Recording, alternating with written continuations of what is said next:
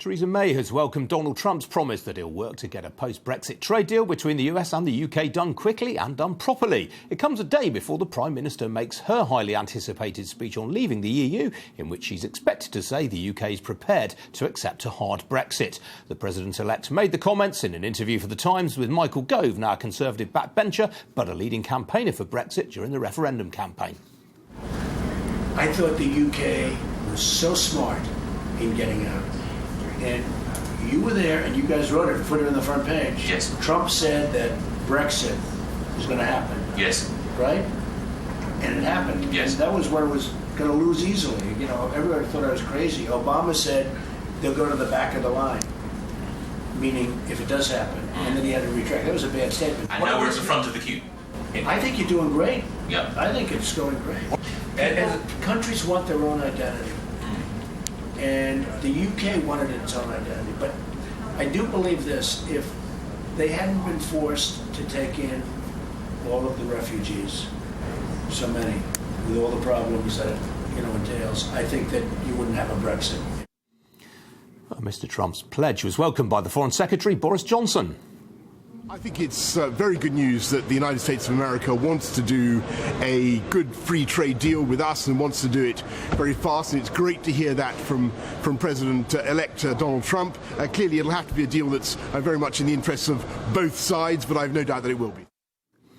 Well, the former Chancellor Lord Lawson is live in our Westminster studio. He's a supporter of a hard Brexit. So, Lord Lawson, Donald Trump's comments appear to have put a bit of a floor under sterling. It fell very sharply in Asian markets at the beginning, but people seem to like what he's saying.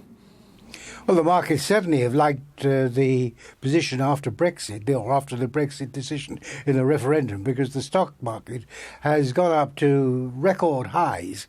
So that's good news, and that's actually a more telling verdict on the state of the economy than the value of the pound. Well, of course, the stock market is still lower in dollar terms, but what do you think Theresa May's going to say tomorrow?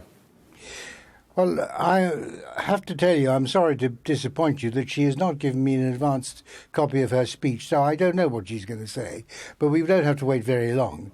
But what is clear is that the logic of the situation is becoming increasingly evident to everybody. That is to say that the only way that we can get control of our own courts, our own laws, of our own borders, and of our own policies is to leave the European Union, and that is what people rather foolishly call a hard Brexit. It means we're not in the customs union, it means we're not in the so-called single market, which is more an aspiration than a reality, and it means like that we will trade with Europe as we trade with the bulk of the rest of the world, and do so very successfully, and indeed that our trade with the rest of the world has been increasing faster than our trade with Europe. I'm all in favour of course, offering our friends and partners in the European Union a completely free trade deal with no strings attached.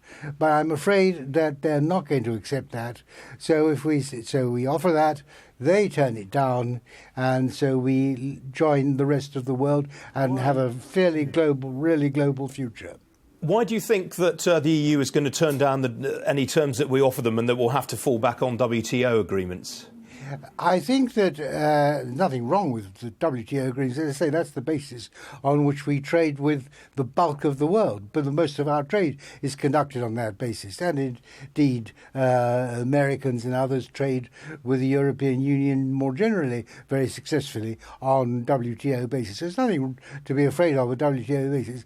But the main reason why they won't do a deal which is seen as a concession to us is that the establishment in France, where I live, and in Germany, in Holland, in Italy, at the moment are terrified of these anti-establishment parties like the Front National in France, but there are others all over Europe, who they think will gain support if we get a good deal out of Brexit. So they're not going to give it.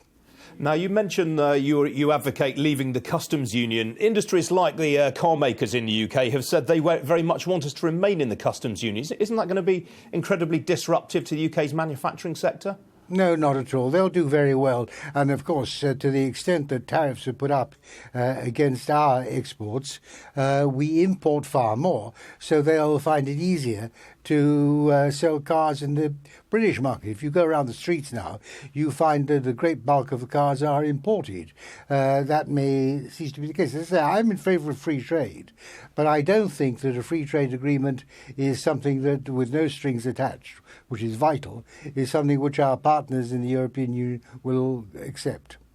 Now, given the wave of protectionism that we appear to be seeing around the world, how confident are you that the UK can quickly reach free trade agreements with other countries? As I say, given the backdrop now is quite populist, isn't it?